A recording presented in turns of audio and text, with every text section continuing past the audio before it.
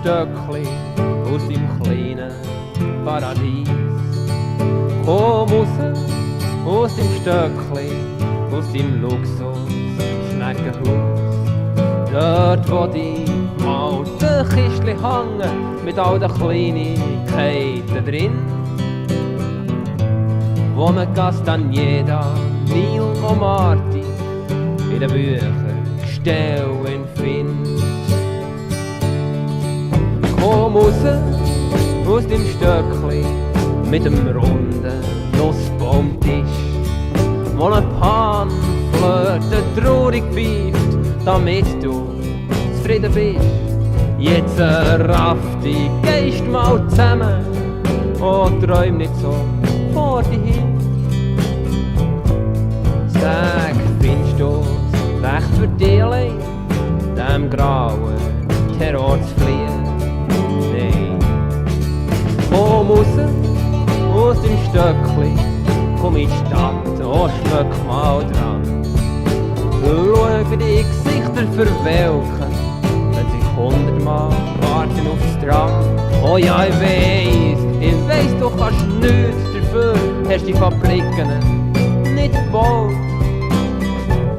Und du hast die Hügel nicht mit Villen und mit Swimmingpools versaut, ich weiss.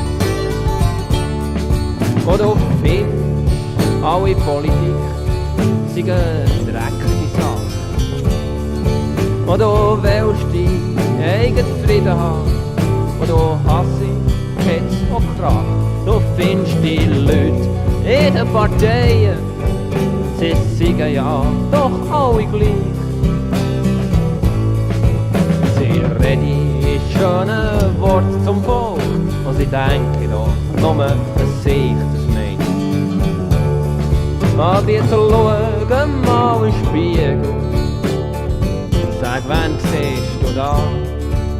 Einen, der nie die Schuld ist, ob es gut oder schlecht möchte gehen, sondern ein farbloser König von den eigenen vier Wänden, wo mal im Vorhof zur Hölle muss braten, dies ans Weltenende.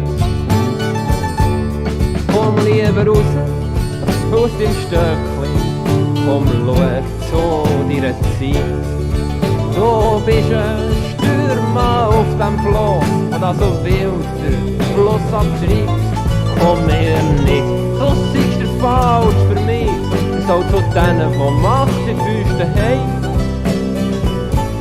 Nein, ihr redet zu denen, die noch Menschen sind, aber normal nach jedem Weg. Ihr redet zu denen, die noch Menschen sind, aber normal nach